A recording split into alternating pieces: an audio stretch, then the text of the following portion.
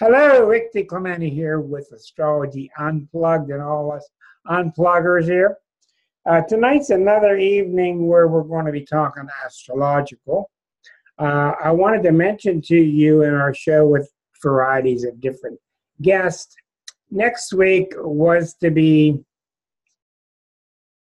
Carrie Samuels, who's from Pittsburgh, and she's relocated to San Diego. She has had to postpone till later, so we'll catch up with her later. So what I'm going to do next week, we're going to have a drive-in next week. We're going to have popcorn and drinks, and we're going to all sit here, and we're going to watch What the Bleep.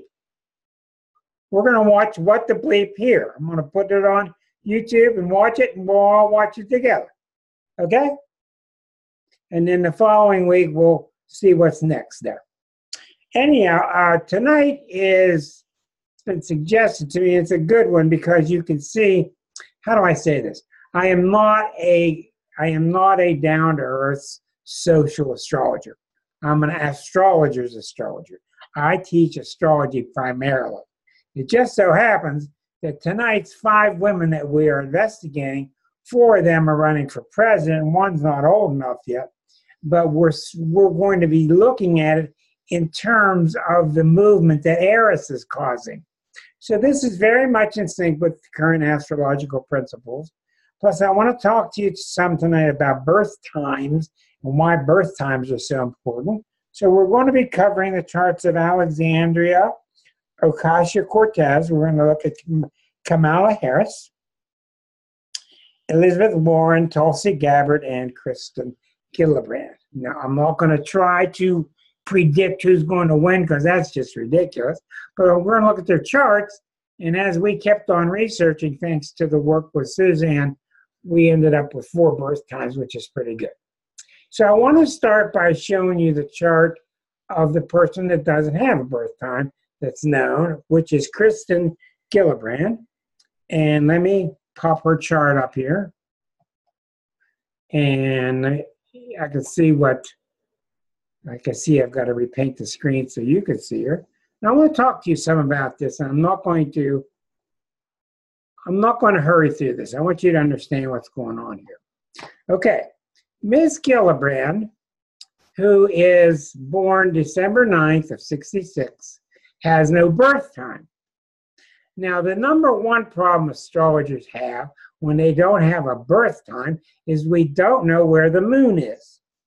And the moon moves 13 degrees in one day.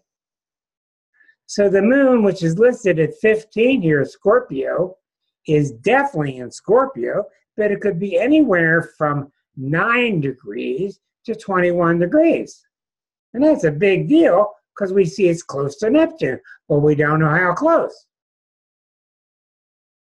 So I want to talk to you a little bit about this, and then we'll forget it. We'll do the analysis on the 5 people. So there are different ways to do astrology when you don't have a birth time. They're valid, but they're certainly not as good as when you have the birth time. And I'll show you why. For now, I'm going to switch wheels. I'm going to show you through a different European wheel, and then you will see why I'm doing it. Here you can see, okay, now you can see the signs of the zodiac. Here's the sign. Each one's 30 degrees. These are the signs, right, on the outer ring. And the inner pieces of the pie are the houses. This is your first house, which is always here. The first house always for everybody begins at 9 o'clock. All charts for everybody anywhere on the planet, the first house begins at 9 o'clock and proceeds counterclockwise. In most systems, the house size are different. Here's a great big house, here's a little house. There's a big house, there's a little house, there's a tiny house. Don't be confused by the size, which is the number of zodiacal degrees. Okay, so you can look at this person's 12th house, and it goes from 4 to 10. So this person's house is 36 degrees big. Another house is 20 degrees big. So houses are not the same as the zodiac. Planets are in a sign, they're also in a house. Houses are determined completely by the birth time and how much the Earth is tilted. So, if I were to put her at noon, a lot of astrologers use different systems. We choose noon because through quantum physics and quantum theory, noon is like splitting a seed in half. In other words, the halfway point of the day is representative of the whole day. Don't try to use reason with this because it's not going to fall into your reason. So these sun and these planets fall into houses, but they're not the real houses that you would get if you had the right birth time. These charts where the sun is positioned at noon is always at the top. They're somewhat true. They're generally true, but they're not nearly as accurate. Other charts that astrologers use is they will take the chart and they will, and I did this for years, and I did not have much success with it, they will put the sun on the first house. So let's go take a look at her there. All right, now here's another option you have with Kirsten. Okay, so in this case, you don't have to memorize this, but you should be aware of this. In this case, the sun is on the ascendant.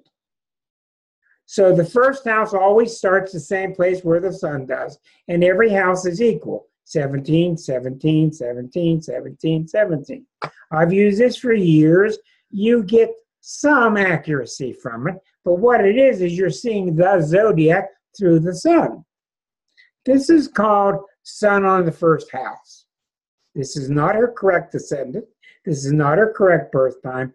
And then there are other types of charts you can do also, but I'm not going to confuse you with that. So the other four charts we're going to do tonight, we're going to look at the real birth times where the charts spun in the right direction. And all I can say for you is this, to give you an example of this. Let's do Placidus once again. And we're using the Placidus house system. He was a famous mathematician. Okay, so now you see, anybody born at noon, anywhere, the sun will be near the top. Anybody born around midnight, the sun will be down at the bottom. The zodiac turns, it appears that the zodiac turns because in the middle is the earth that's turning. In the middle, the earth is in the middle turning. So, all people born at sunrise, all people born at sunrise, the sun is over here on the left. This is the horizon. This is in astrology, it's backwards. This is the east, that is the west. That's the north, this is the south. So the sun rises when it comes above the ecliptic right here. And the sun reaches noon, and then it starts to set when the sun is here, and then the sun is near midnight when it's at the bottom. All charts are that way. The thing that varies is the size of the houses expand like an accordion because the tilt of the earth, then you get into the trigonometry of time and space and it becomes very confusing. So let me get back to normal here. I'm going to take this chart. I'm going to put it on Placidus. I'm going to take the chart. We're going to go to the wheel style that I usually use, which is Unit 2, Universal Uniwheel 2. Okay, there. All right. So for Miss Gillibrand, we're going to use her chart knowing that her moon is not at 15. It could be anywhere from 6 to 19. Now, the way I would work with her is the moon's distance from Neptune is critical. So I would work with her and try to determine what kind of spiritual things happened to her at an early age. And I would try to determine what happened when that moon ran into Neptune, and I would retrofit her birth time. Anyhow, so we don't have it. And I want to warn you, when you're working with charts with no birth time, you got to be very, very careful. Here's why. Let's say this is her real birth time. Say she's born at noon. Okay? This chart is completely different than if she were born at a certain time and Pluto was over on the ascendant. When planets fall near the angles, ascendant, descendant, midheaven, nadir, the angles, ascendant, me, descendant, me and you, nadir, where I've been from, midheaven, where I'm going to. When any planet falls on those angles, they become greatly amplified. So you might think, oh, I'm a Sag and I'm going to read all I can about Sages. And when I look at her and I listen to her talk, she sounds kind of Sagittarian. She's very pro-cause oriented, which is very Sag oriented. But if she ended up with Pluto over here, or she ended up with the moon down here, or she ended up with Eris up here, her whole chart changes completely. So the birth time's a great big deal. But for now, that's all we can do. So let's take a look at what makes her tick sans birth time. Okay? So she's a Sagittarian. And Sagittarians are typically elongated faces. They're very outspoken. They're usually blunt. They're really honest. They can't stand dishonesty. They can't stand it. And they end up with this false belief that I can be blunt because I'm just saying the truth. Well, what I mean by false is you can do that if you want, but you're going to still hurt people's feelings. So you really need to keep an eye on it. Saggies put their foot in the mouth all the time. Now, I don't think she does because of this strong Saturn placement, being a senator. But typical Sagittarians are pretty darn blunt. Now, this sun being next to Venus, 70 degrees away, is very typical of somebody, symbolic of somebody who enjoys life. And you know anything about Sagittarius, Sagittarius want to have fun. So she has fun and she enjoys life. We don't pay attention too much to the ascendant because it is acquired from a fake birth time. So we really don't know what her rising sign is. We look over here, and I've seen so many hundreds of people who are born in the mid-60s, 65 and 66. Remember, in October 65, these two planets conjuncted, Uranus and Pluto. This is what caused the 60s. Its effects started to be felt in 60 and went all the way to 71. And you people, a lot of you experienced the 60s. This is what caused it. These two explosive planets in a rather timid sign. Kind of weird. But what's so common is there's so many people I've done that have Uranus and Pluto, and they're both opposite Saturn and Chiron. I'm talking about lots of people have these four planets: Saturn, Chiron, Uranus, Pluto. Because none of them move very fast. So during that 2-year period, a lot of people are born with that. And then outside that little grouping, you see a lot of people that are born with Chiron opposite Uranus, Pluto. So these people are born revolutionaries, but they're not the what's the guy that had the rock lips and named his daughter some planetary name. I forget his name, the guitarist. The wild guitarist. Zappa. Frank Zappa, okay. Moon Zappa, right.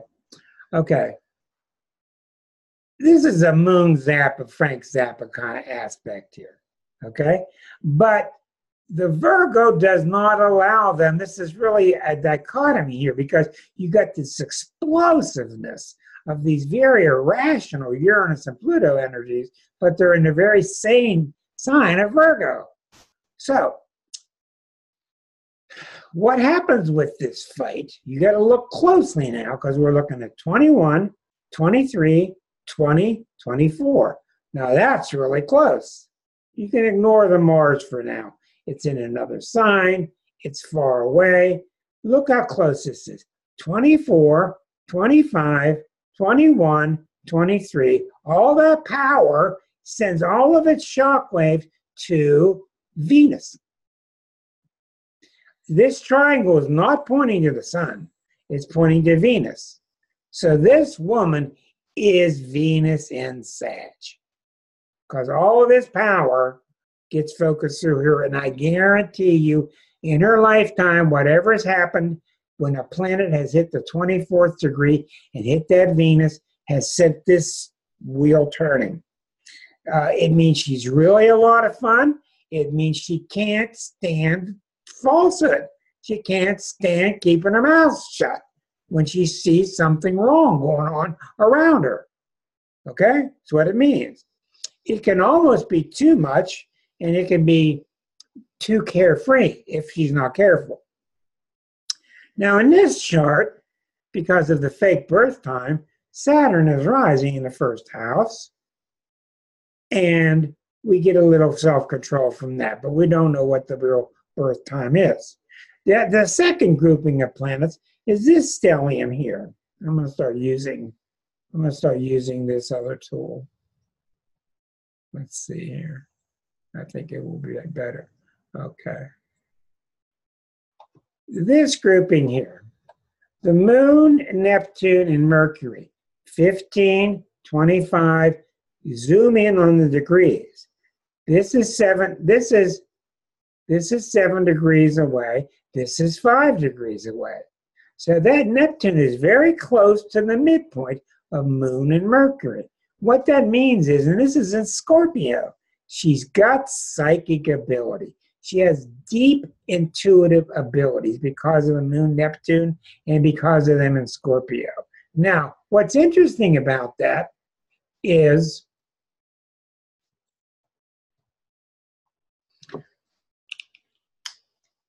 without that Moon, Neptune, Mercury, and Scorpio, she would be so Sagittarian. She wouldn't be able to hold the ground. But that Scorpio stuff's very intense.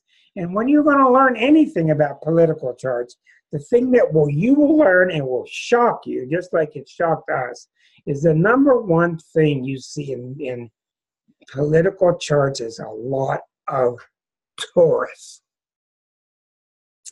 Because Taurus energies make you able to put up with all the BS and to hold your ground. Pelosi in Aries, 5 planets in Taurus.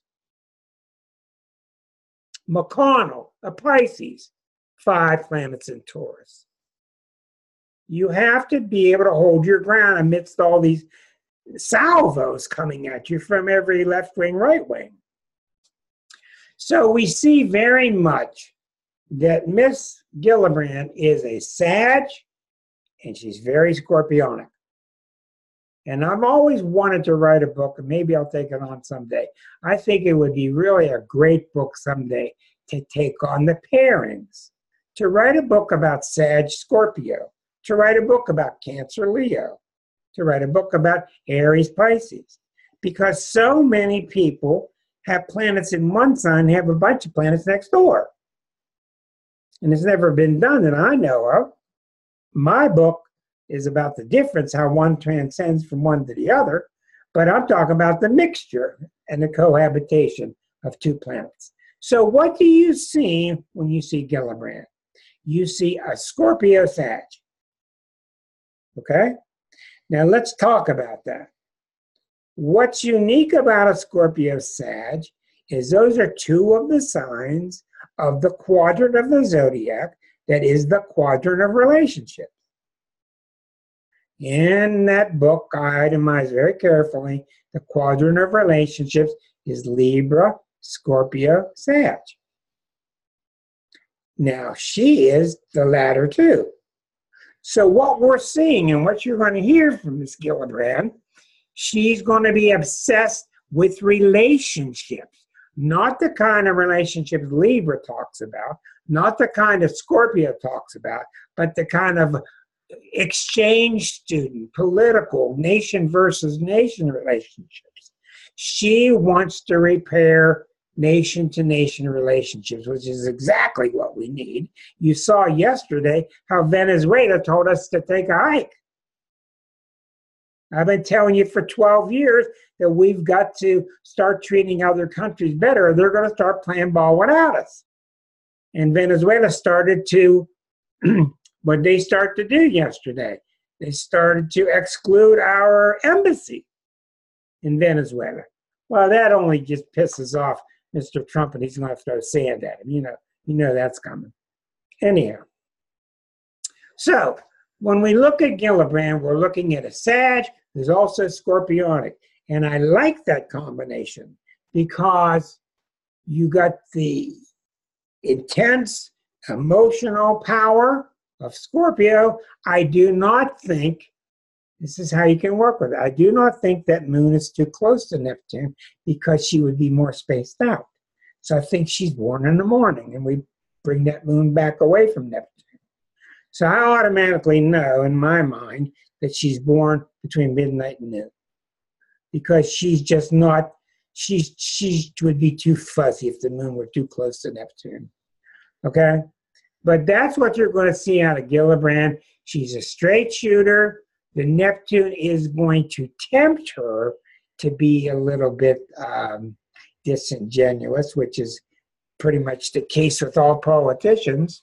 But I think in general, she's a pretty much straight shooter. And she rides high on ideals and causes, and she's really upset about how people are treating people. That's the theme you're going to see. Okay, I've read a little bit of each of these five, but I really don't want to know much about them. I want to know them through their planets. Okay, so let's move on. Now, we're going to go to Elizabeth Warren next. We've got her birth time. Elizabeth Warren, the senator from Massachusetts. And now you'll notice we do have a 1:50 p.m. So you notice if she were born around noon, the sun would be near the top, but she's born near 2 o'clock. And since it's the summertime, the sun is still high in the sky. If she were born near sunset, the sun in Cancer would be over here. Okay? So this is an accurate chart. Make it a habit when you draw your charts up on your computer. Don't be lazy. List where you got your information from. Make it a good habit. Astro theme, or whether you get it from Rodden databases or wherever, whether you get it from birth certificates, newspaper, list in your data where you got the birth information from, because it will help you down the road. So when I made the chart for her, when I listed her chart, I wrote down here that the date and time, these are the possible ratings. And I got my data from Astro Theme, which is a very popular database out of France. So it helps you to keep notes. Sometimes I'll note the client doesn't know, but if the mom said between 6 and 7 in the morning. Almost everybody in the world, you ask them, almost everybody was born at 6 a.m. Okay? The hospitals are busy at 6 a.m. But that's what they tell you. Don't listen to anybody that says, I don't know my birth time, but my pendulum tells me this. Nope. I don't know my birth time, but psychically I'm picking up this number because I like that number. Nope. Don't do the chart if you don't know. Do a noon chart instead.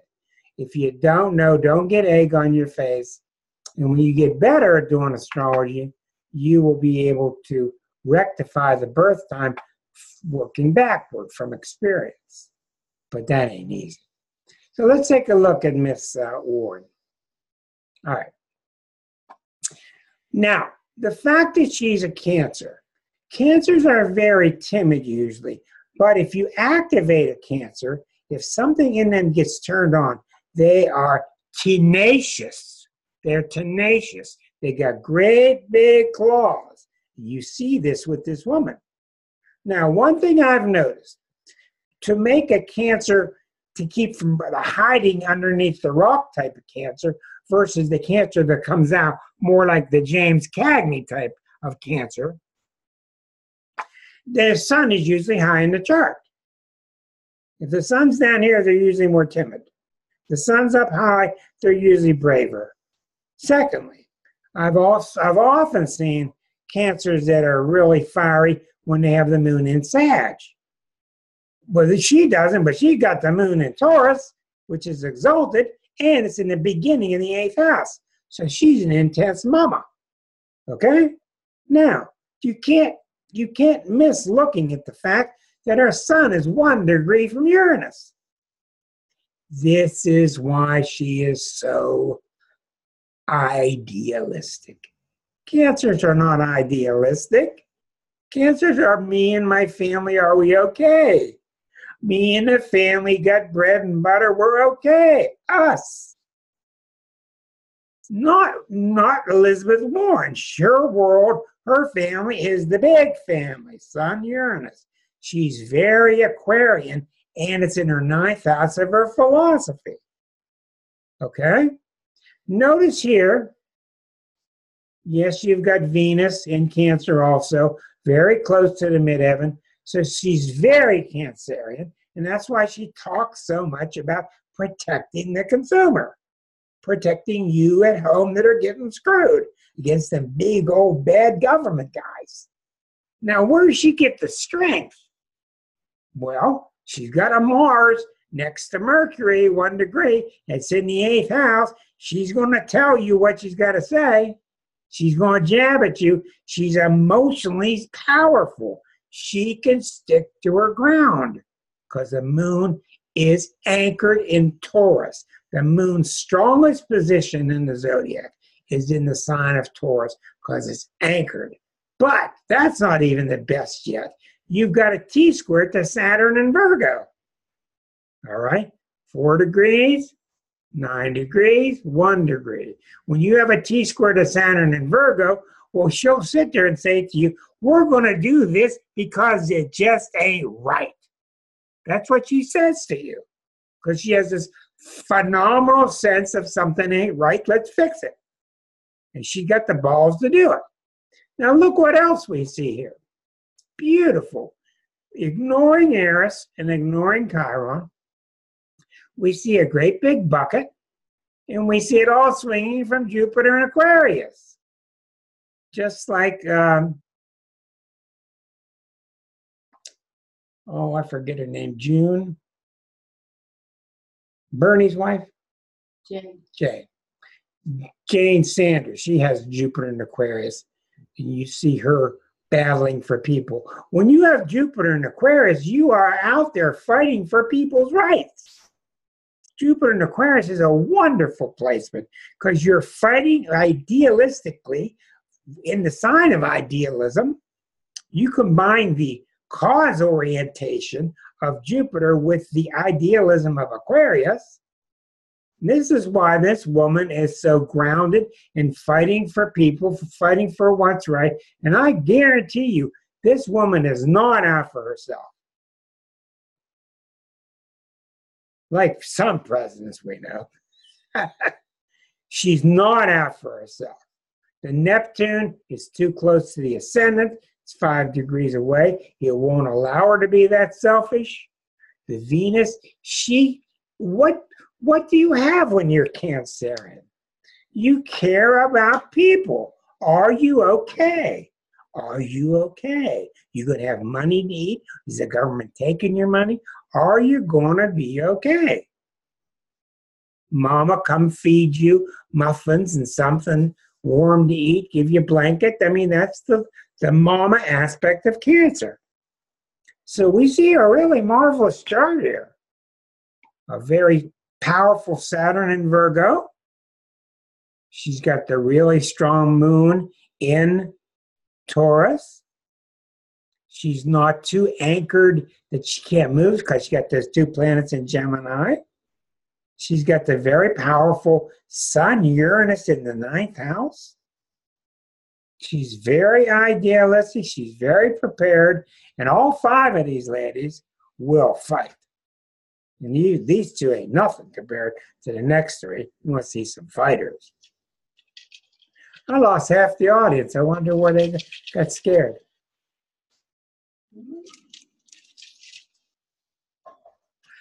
Sometimes people want to hear more gooey stuff rather than astrological, but this is an astrology show, and that's how we do it.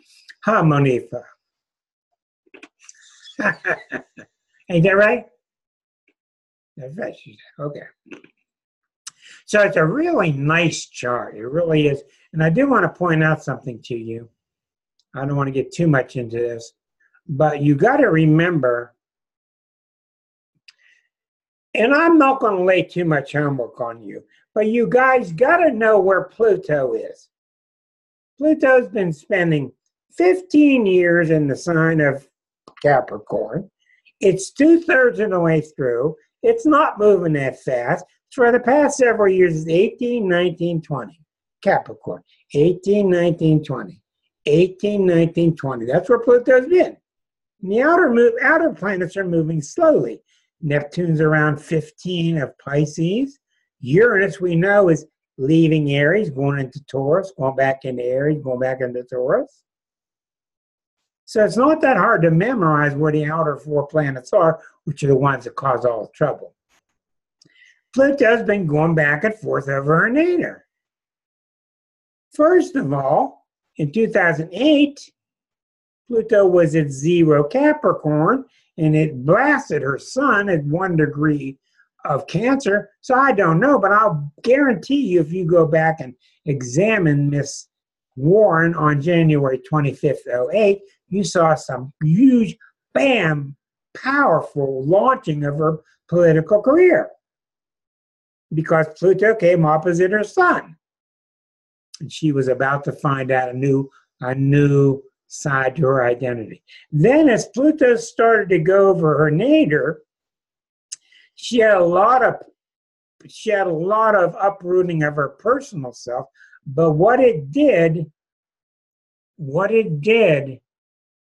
is it launched her into her karmic issues, her issues with the collective. So usually Cancers can get away with just dealing with the inner family, stay in a small circle, it's what they like. But when Pluto hit there, and I could show you in her harmonic chart, but I'm not going to, it not only launched her, but I think she got to a point in the past couple of years where she just said, I have to represent the masses. I have to represent the masses. And that's what Pluto does. Pluto represents the masses' energy. In a couple of years, she didn't want to run. A couple of years ago. And people have been saying to her, please, please, please, because they believe in her. And they believe in her because she's got that mama kind of energy. Get that mama, take care of you kind of energy. But she's not a wuss. She'll fight if she has to. She got the strong Mars. She got Sun Uranus. What's so nice about Sun Uranus, she's not going to be all subjective. She can get distant from herself and be objective. She got a strong Mars, and she's got a very powerful Saturn in Virgo. So she's going to do what she has to do, and she's going to do it righteously because of that bucket handle that goes down to Jupiter and Aquarius. Okay? When you get these people and you see these sensitive points, like her Jupiter, like her rising degree, like her moon Neptune, when you see that, don't be lazy. Don't just hypothetical work on it. Go look and see when the planets hit there. What happened when this planet crossed that point? What happened when the big planet squared it? What happened when the big planets opposed it? Because that's when things happen. So far we've got 2 marvelous candidates in terms of potential ability. Now remember, I don't have Gillibrand's ascendant, so that could really change things. If you have a question, go ahead and interrupt me, and this is the only thing on the table tonight, and you can turn your own microphone on. If you have a question, go ahead, as long as it's on the subject. Do I have Marianne Williamson? No, and I've seen it, and I'm not going to make any comments. She's a Cancer. Did she say she's going to run for president? Okay, well, I know she's a Cancer, and, well, let me go look. Maybe I do have her. Maybe I do have her. Hold on. I know I researched her through Course in Miracles. Marianne Williamson. No, I don't have her, unfortunately. Okay, let's go to Alexandria Ocasio-Cortez, which is the one everybody in the world wants to see, even though she's not old enough to be president. You got to be 35. Well, what makes her such a beaming, charismatic Libra? I mean, she just beams with that smile. She's just out front. She's captivating people, and she's pissing off the GOP because she has a real smile. Oh! That's what's going on. That's why she's pissing off. They got all these James Wood attacks this week about, you better be careful about her because she's open. She's got a lot of beauty. She's the real deal. Now, we did come up with a near noon birth time. It is accurate. The thing you notice with her, and this is something you got to really look closely with, all right? Number one, you almost always see Libras. Almost all Libras have a beautiful smile. Almost all of them. And she certainly does. Secondly, Libras are much more competitive than people think. They just are. Now, put the sun next to Mars. Give Sagittarius rising and make it a bucket pattern to the moon in Aries. You got a fighter.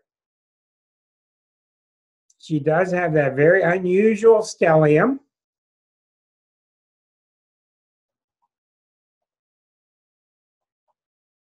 That was in the early 90s.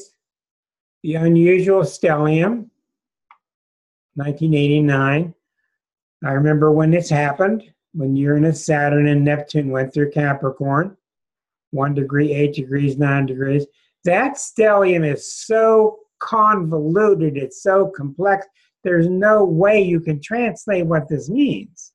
It's not possible, because some days the Uranus pops out, some days the Neptune pops out. The idiosyncrasies are immense. But, needless to say, she has a lot of Capricorn strength. Now, she's already a cardinal sign. She's got a cardinal sign Mars next to her. She's got a cardinal planet moon in Aries here. She's got a bucket pattern to Jupiter in another cardinal sign. She has a cardinal grand cross, like I do. Cardinal planets, cardinal planets, cardinal planets, cardinal planets. Now, when you have a cardinal cross, it's not easy. It's very difficult to live with, but it's got a lot of potential strength. So once again, you cannot be deceived here. You got to look closely. This is out of range. 10 degrees, 3 degrees, 1, 8, 9, 2 degrees. This T-square is largely a 2, opposite of 3, T-squared to 1. There's the planet in the chart. There's the planet that makes her sing, is Uranus in Capricorn. This woman is Uranus in Capricorn. And boy, if that's not a picture of some wild thing walking into the middle of the Capitol building and dancing around a little bit, huh? They're freaking out. The Uranus is really strong. But it's not a flaky Uranus, is it? Because it's anchored in Capricorn and it's next to Saturn. They've never seen somebody like this girl. I'm sorry, like this woman. She's got such girlish quality. She's so young. I should not use that word. You can see the Jupiter is very strong next to Chiron. It's kind of a bucket pattern, and that's taking care of the people. Jupiter is exalted where? Exalted in Pisces, right? Uranus is exalted in Cancer. I need to brush up on my lessons. But this T-square does not involve, this Grand Cross is weak. It's really a T-square from Mercury opposite the moon over to Uranus. So it looks like she took this lifetime and she said, I'm not holding back this time. She's got Pluto in the 11th.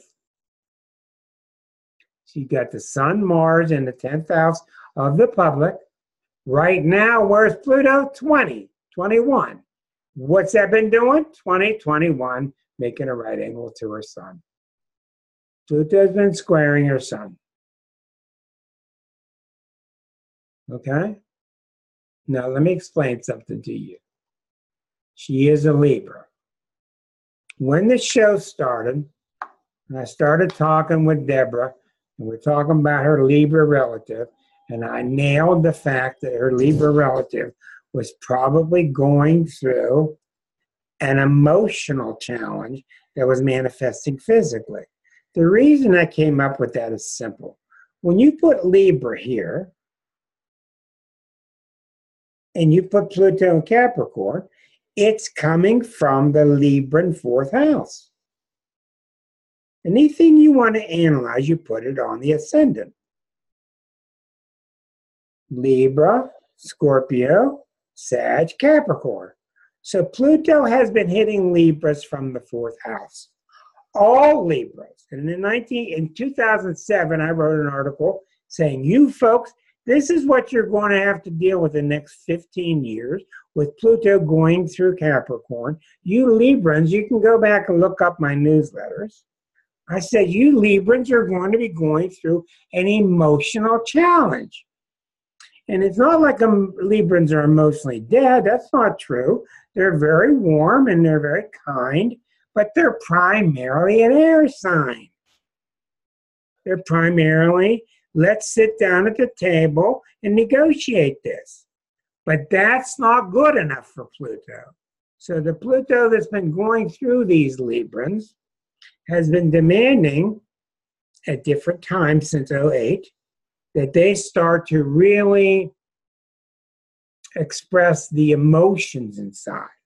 Now, if you've got a strong Pluto in your own birth chart, you won't have as much trouble with this transit, or if you have strong water elements in your chart.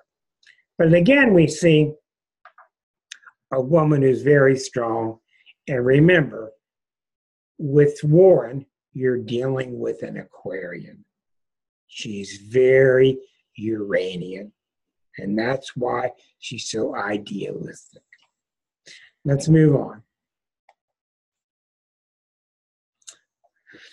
Okay. Next on the list is Kamala Harris. Am I saying that right? Kamala or Kamala? Kamala Harris. Kamala, yeah. Kamala. Thank you, Deborah. Kamala Harris. Okay. Now, we got a birth time of 9:28 at night. So you see, sunrise, sunset.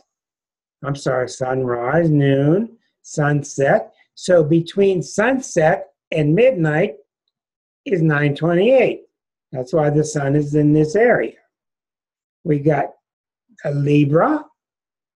What do we have? 3 Libras in a row? No, 2 Libras in a Cancer. We got Gemini rising and a moon in Aries. So we're seeing all of them with lots of Aries. That's why they're fighters.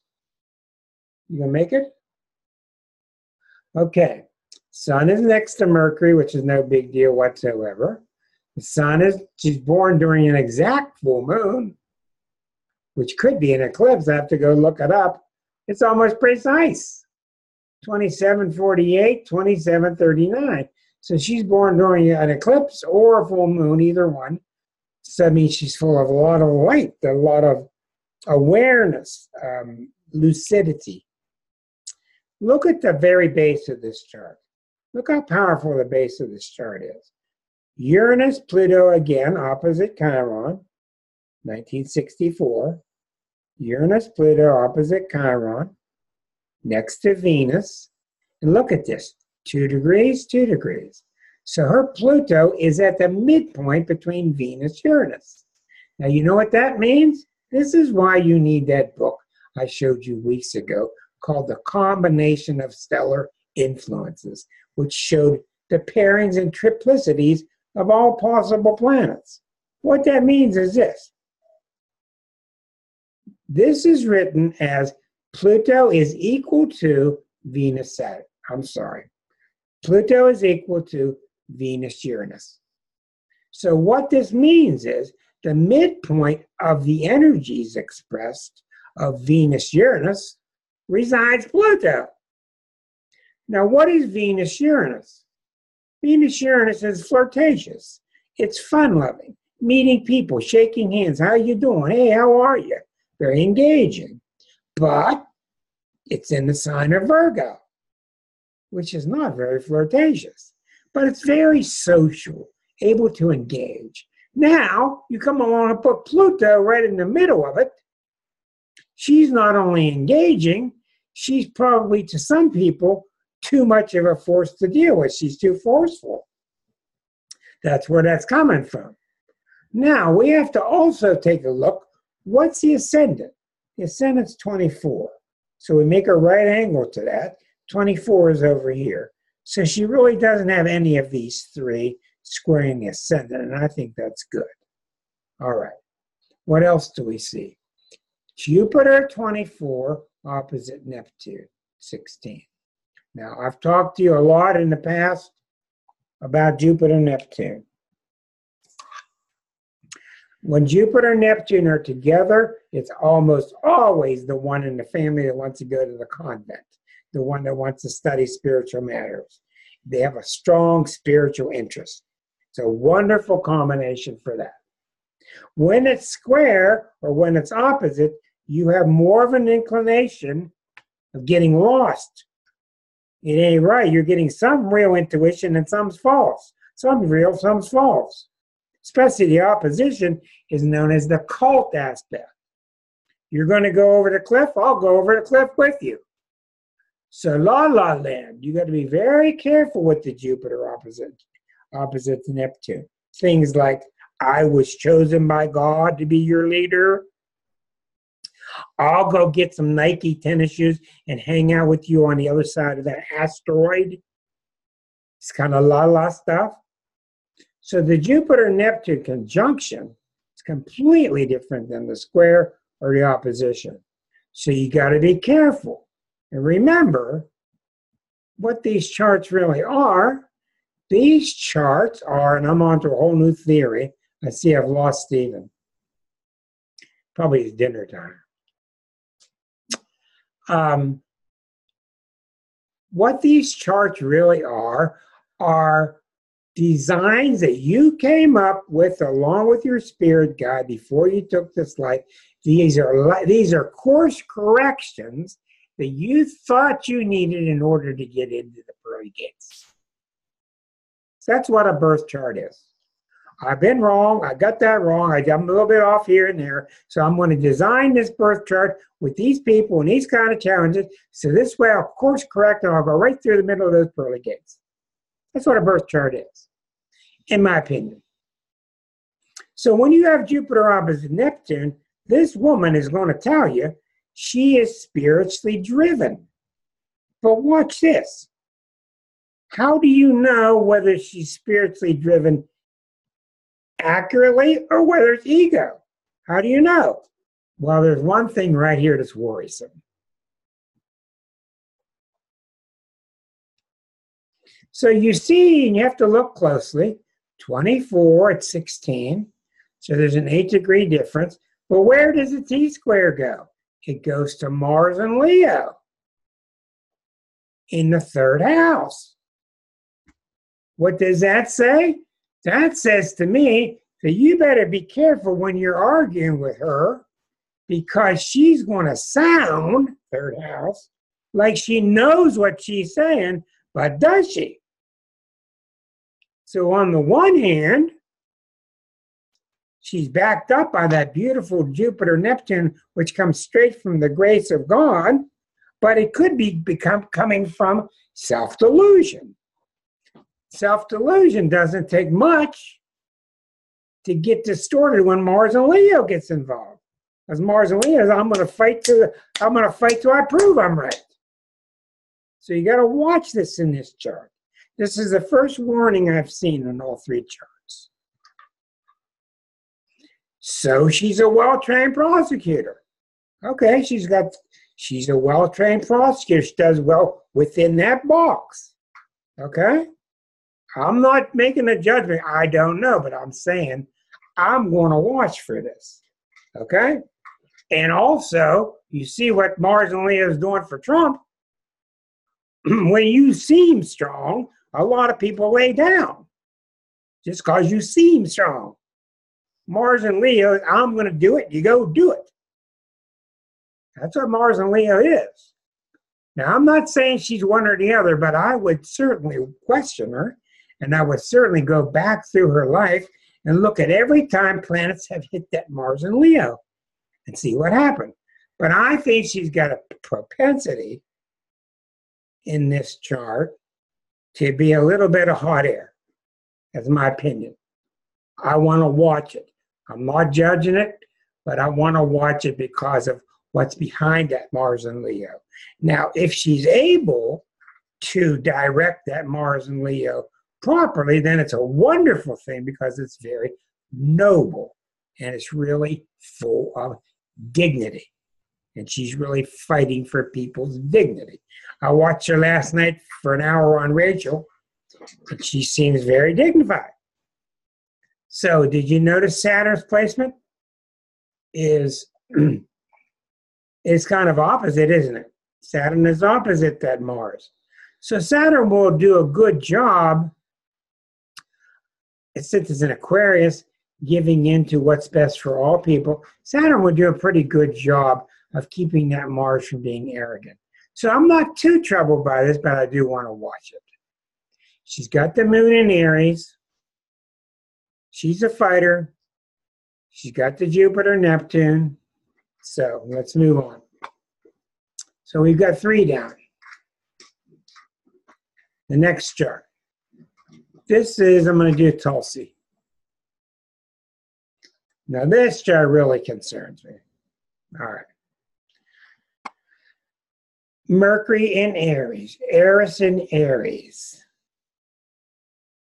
Aries rising, Mars in Aries, Sun in Aries, Venus in Aries. Aries, Aries, Aries, Aries, Aries, Aries. This bothers me. I'm not telling you to be bothered by it. I'm telling you my opinion after doing a lot of charts. Now look closely. I've told you. Could you do something here? Please. Appreciate that. It's just a little much. Across the ascendant, 18 degrees, you got Pluto at 22, sitting 4 degrees above, guaranteeing you that she had something massive happen to her around age 4 or 5. Through solar arc directions, something happened around age 5. She saw death. She saw death of an animal. She saw death in a story. She saw death of grandma. This was something that was all pre-programmed before she took this life. This Pluto is a big deal in this chart. I would spend a lot of time talking with her about this. But the point is, I want to look exactly opposite. 22, Sun 22, Mars 20 and a half. So her Sun, Mars are opposite Pluto by like within a degree. This is somebody who has been raped, somebody who has been the raper. This is somebody who has been forced into the front lines of an army, forced to deal with battle and military and fighting. This is a very militaristic combination. We don't know why or what. We don't care why or what. But this is a very heavy-duty aspect. This woman ain't going to back down from anything. She's by no doubt whatsoever, in my opinion, of the four we've seen, she's the one you don't want to fight because she's so powerful. Now, she got the moon in Leo. Oh. All right. Here's my problem with the chart. She's got the potential to be tremendous, but the problem with Aries is one thing. And Aries people are delightful, they're simple, they're pleasant, but they oversimplify. They oversimplify. Their answers sound so easy. We'll just do that.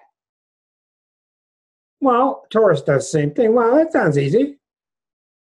The early signs do that. It's one of the reasons Hitler got away with what he did, is he made it all sound so simple. Now, I'm not putting any negative connotation on her. It's just that I know when I listen to her, I want to listen for, is she making everything seem really simple? Now, very complex, this stuff, because it's all opposite Pluto. Pluto's not going to let you make things simple. Pluto makes things really complex. So probably what you see with Kamala is this, that, and the other. This simple Aryan nature. Was it Tulsi? I'm sorry. Tulsi. Yes, Tulsi. With Tulsi, you're seeing that simple Aries energy, which is kind of beautiful to watch. You're watching that Plutonian energy, which is really deeply complex and full of karmic implication. And you're going to watch them go back and forth. Now, I don't know, but intuitively, she could be chosen because her chart's very karmic. You know you got a karmic chart when you have a lot of aspects to Pluto and Saturn. When you do your research. Pluto and Saturn, they seem to be the two planets that tie you to karmic aspects. I was talking yesterday with Elke about this, and she was talking about Pluto and Saturn in her chart and how they seem to have karmic implications. Now, I'm not going to judge her, but I'm an astrologer. I can't not see all the Aries planets. Can't not see it, but I'm going to keep aware of it. So we go back to her chart, which is an absolute powerhouse. And she's born in Samoa, American Samoa. The Jupiter Saturn are pretty strong here in the 6th house. The moon is in Leo. Well, do you think you want a moon in Leo when you got 6 planets in Aries? To me, it sounds like a little bit too much fire. But I don't know. Let's take a look at the Grand Trine.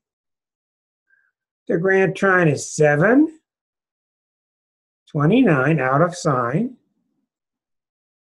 and 7. 7, 7, and Uranus. Okay, so the moon in Leo is very well seated in the 4th house. The moon is the ruler of the 4th house. So we know she's got strong emotions. She has a square from the moon to Chiron, which isn't bad. So we know she's pretty strong emotionally. She's pretty strong emotionally. So I would like to, and as a matter of fact, I'm going to take a peek right now. I'm going to take a look at her past life chart. I'm looking at the wrong one. It's this one. Yeah. The past life chart, which is what I call the spiritual transcript.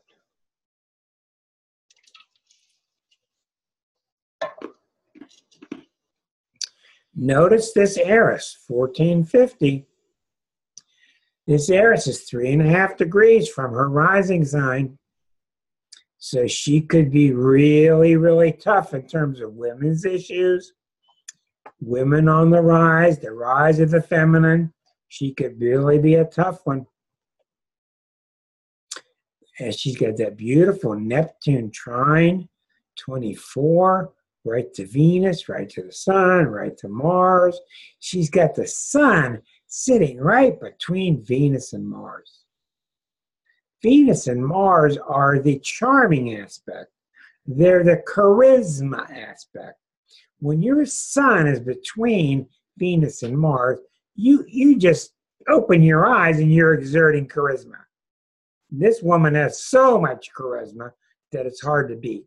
And when you got a Neptune trine to it, it's unbelievable because it takes on a divine nature.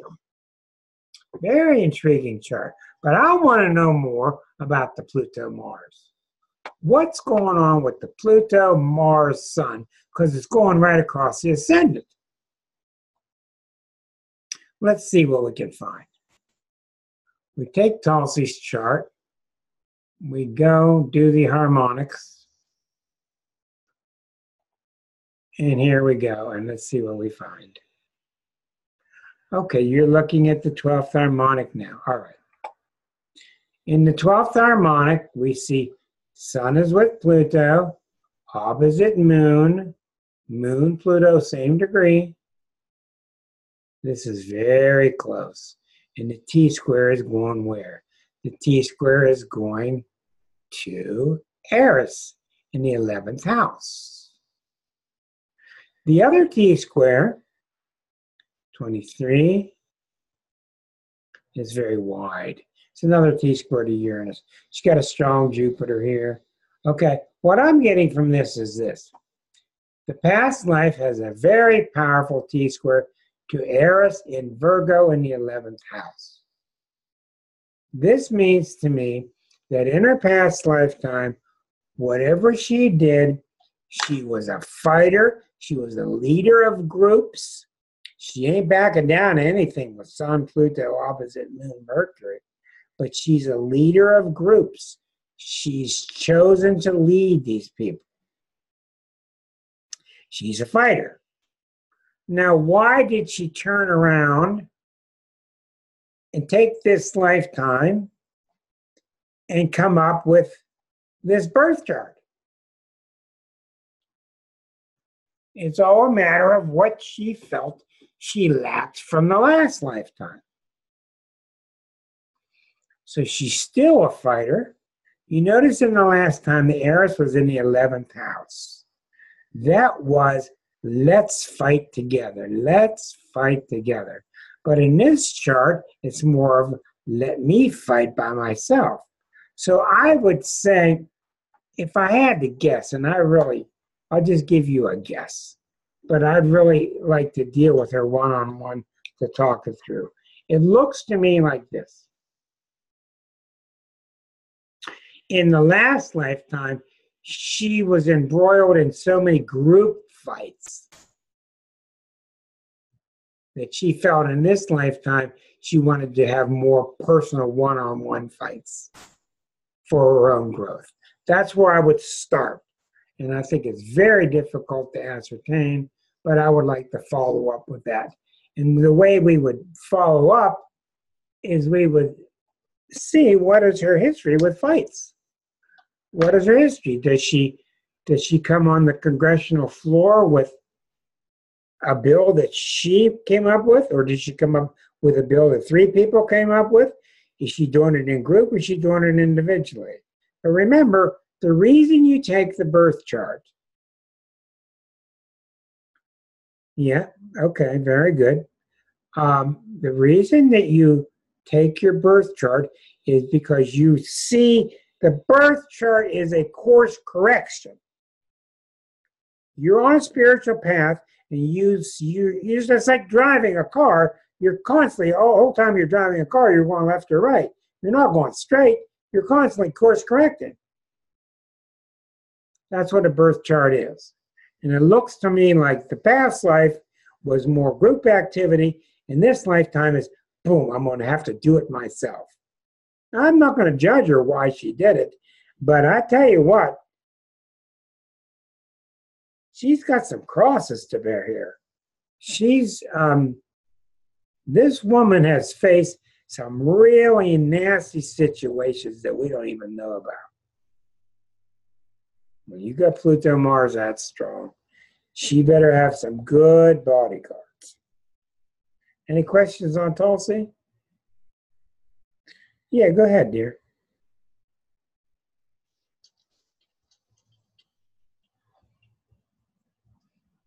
Yeah.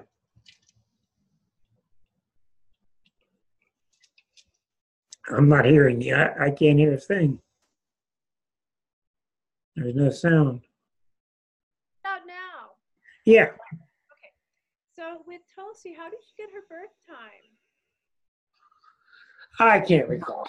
Okay. I can't recall. I searched everywhere and I got it. Okay. Well, my question about Tulsi is, judging by the way you described her story. Come in closer, dear. I can barely hear you. Judging by the way you told her story with her current chart, identify with victims without feeling like she was so deeply wounded. Maybe she got past that victimhood. She identifies with victims, right? I don't know. The thing about Pluto Mars is, for example, I've got a taste of that in my own chart. A psychic, a wonderful psychic, told me one day that I was chopping up pencils with a chainsaw. And he was trying to tell me, this was years ago, Mr. Dykeshorn, finest psychic I've ever seen in Pittsburgh, William Dykeshorn. He told me I was chopping up pencils with a chainsaw. So that's kind of what I'm seeing here. She's attacking problems with too much this. She's going after too much. Just relax and quit. You ever see little kids when they fight and they fight like this? They don't even look up for air, you know? That's kind of what I see. She's overzealous. She's over fighting. And it's brought about from what she was raised with. What, you don't agree? Well, no, I mean, I don't know that much about her, only what I've seen on the media and how she supported Bernie Sanders and all that. I mean, but she seems to me, what attracts me to her for become a future president would be her calmness. You know, she has a calm about her. And, definitely a fighter, but she seems to be able to get along with a lot of different people, looking for consensus versus only an Aries, me. Well, that's very good that you point that out, yes. If there's any strong Capricorn or Saturn influence. Yeah, let's take a look and see. Let's take a look and see what that's very interesting. That's very interesting. Hold on, Elkie. Now, remember, we are seeing the moon. The moon is very anchored. I'm getting a lot of feedback. Oh, here, let me mute myself here. We got a very anchored moon. This is very solid. Calmness comes from confidence. This is a very powerful, confident moon. This tremendous charisma that comes with Venus, Mars, Sun. Who knows? We're too early yet to know what Eris is really doing. I would have to say to you that these three things are the issues that make her calm. But I guarantee you, this is not a calm person. This is somebody sitting on a volcano, sitting on a series of volcanoes. And she could be that she sat on them so long that she's really confident because she's put up with so much. She has when you have this kind of energy, she's been, well, you deal with steel. When they smack the steel and they keep smacking it, they temper it. They make it stronger. That's what I see with her. She's been made strong by so many fights. I would have to spend a couple hours with her. It'd be very intriguing. But she's very strong, but I think there's really a subterranean story going on here. Anybody else? Elke, you were going to say something. Anybody else got something to say about Tulsi? Okay, we're going to move to our final one in the last 13 minutes, and that would be Gillibrand, the one without the birth time. Let's try to analyze this one. Remember now, this is not a real birth time. This is not a real ascendant. We could be using different kinds of charts. We don't know where that moon is. That moon could be close to Neptune. I don't think so. I think it's farther from Neptune. We have the Sun, Venus, and Sag.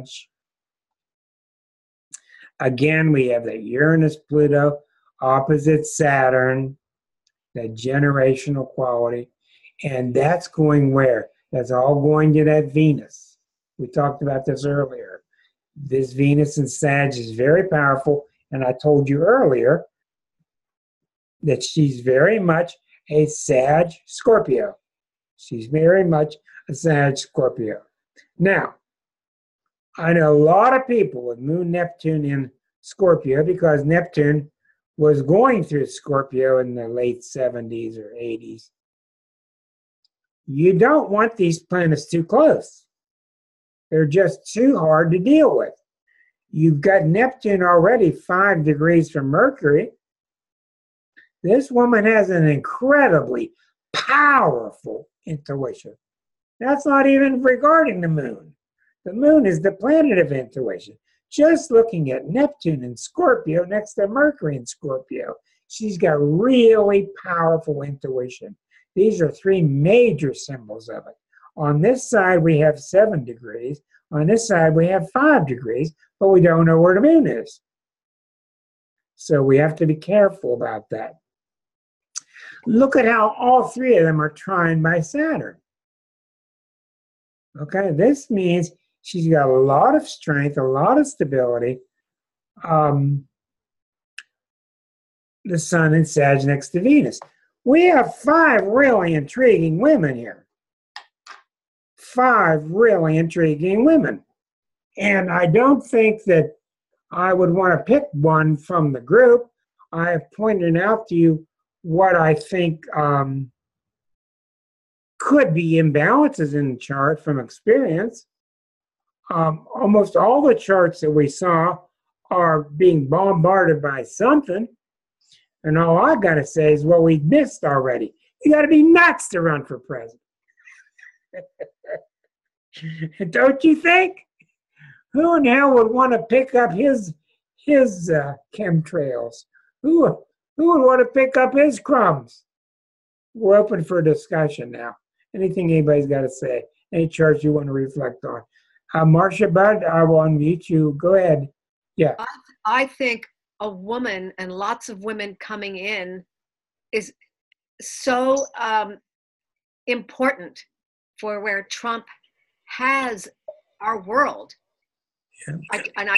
That's why I think we're seeing so many women. And I think we're going to see more. I not only think you're absolutely right, but what you just made me flash on is this. I think when we finally see a selection, I think that person's heiress is going to be really critical. Mm-hmm. That person's heiress placement, and we pretty much saw all of them tonight. Mm-hmm. Heiress placements, which are really strong. Yeah, I agree, and I would not shy away from, like if I were a White House astrologer and I had 5 candidates here, and I looked at these 5, I wouldn't shy away from hiring any of them because they all seem strong. Mm-hmm. Mm-hmm. Very strong. And I'm cautious of the one because I don't have the birth time. But of all the charts I saw, the one that makes me the most, rubbing my chin the most, is all the Aries planets opposite Pluto. That's sometimes planets are just hard to handle. It's really strong. Yes, Deb, go ahead.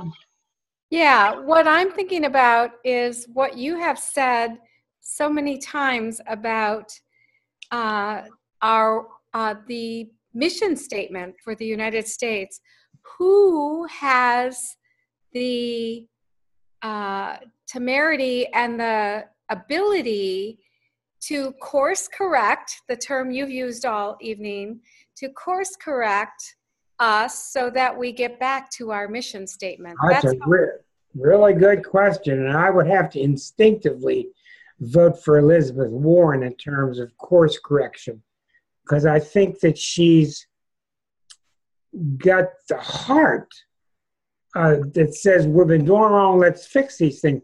But I tell you the truth, Gillibrand, they all have strengths in that area. They really do. Perhaps Cancer Capricorn is forever paired. They're forever paired. Cancers give off some of that Capricorn wisdom, some of that Capricorn selflessness of a parent. Cancer's the mother, Capricorn's the father. So there is that sense with Elizabeth that she would take care of us. But one of the things I've also learned is the number one thing that's gotten America in trouble through all these years is finding somebody to take care of us. That's how Goldwater got in, and that's how Nixon got in, and that's how Trump has gotten so far. Well, they seem like they'll take care of us. What the heck? We don't matter what they do. Let's not look the other way. Yeah, who was next? Somebody that was, Waldo, how can you raise your hand when I can't even see you? Hola. Hola. Where are you? I'm very scorpionic tonight. I'm just spying on you. Ooh, go ahead, dear. Go ahead. Well, being in that position, I believe they all have a very strong character. They had to be in there, you know. And I believe that probably few of them will have a good position after in the next presidency. Maybe they don't get president, but they probably be picked up for good, strong positions in society, in the cabinet. But I see more like the one that you mentioned before, the last one. Tulsi. I believe she was in the military, no? So I think so. Usually that's very important for the American society, and probably she makes it to a VP or something like that. I think she have a strong Aries, obviously, to get to what she's been in the military, all that pressure, you know. Yeah, she could take on a challenge. That's why probably we need somebody like that. You cannot run it, like you say, run for president or for any big position in the state right now. You have to have a strong character and a strong, especially being a woman, because you have to fight all Congress and senators in there. So, you got the very strong Harris here. You got the very powerful Chiron. I like her Pluto in the 7th house because it's in Libra. So I think she could, if she can manage that Pluto, which she's probably already getting to start managing, and she's what, 36, 37, 35 years old? She's 40, 30. Yeah, she's around 39. 38 years old. So she started in that age that you are managing more your big planets, you know. So she's gonna be something, and maybe not in this one, but in the next one, she's gonna be something. You're exactly right, and also you gotta zoom in on that sun exactly opposite Pluto. I mean, that's right. really powerful. And it's the 7th house. I mean, yeah. Is other relation with the others. Well, once again, let's take a quick trip here. We see Elizabeth Warren. We see her with the Cancer and the T-squared of Saturn. We see the Jupiter in Aquarius, which is really good. The brilliant genius of Sun next to Uranus. We see Ocasio, who is not old enough, but nevertheless. Yeah, Ocasio's too young. Yeah, she's too young, but nevertheless, we can look at her energy. She's got that very powerful She's here to do Uranus things. She's here to upset the apple cart.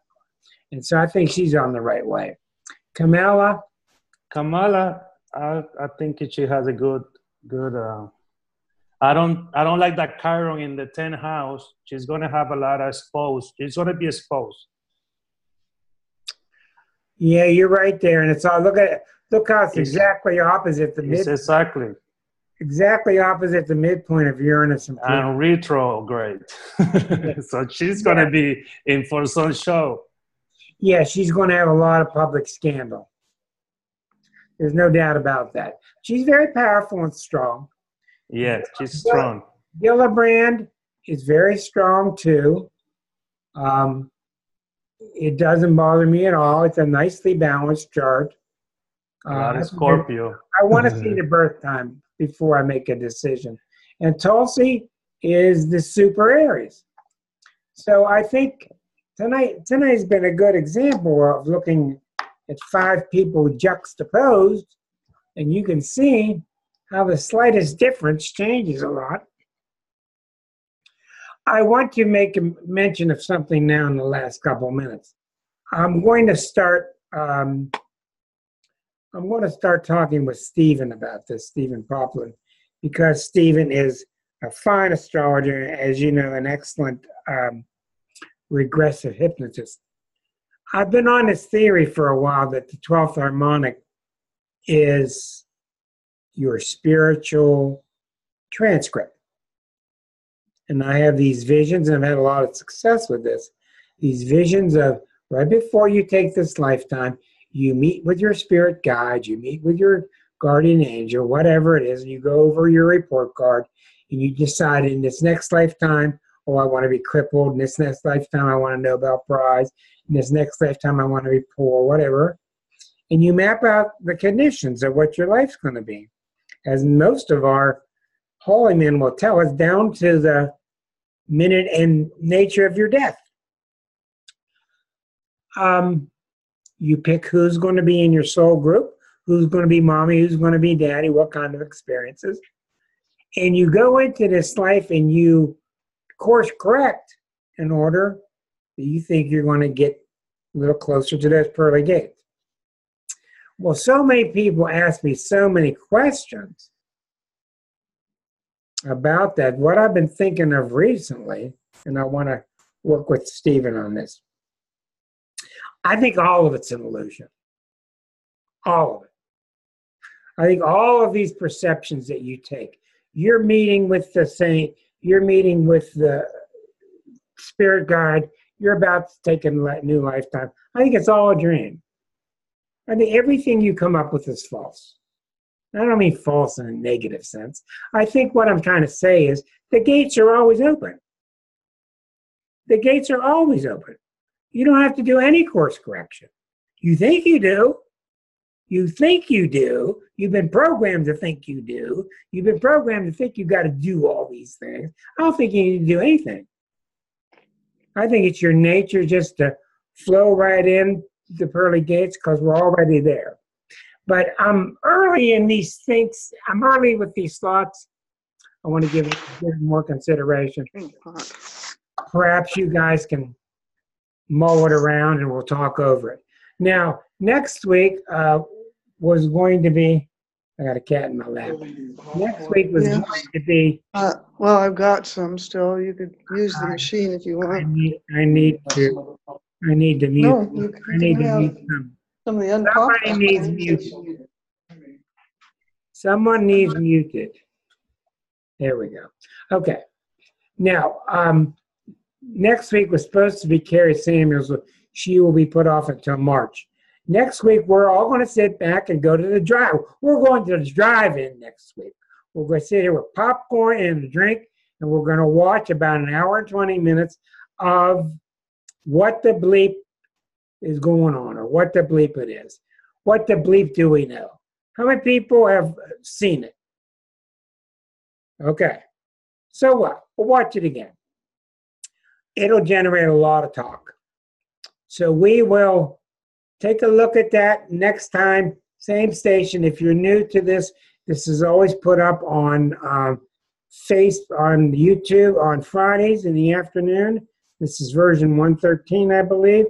And if you want to join us any Thursday night at 8 o'clock Eastern, it's free. Just go to Google and type in Astrology Unplugged, and you will join us.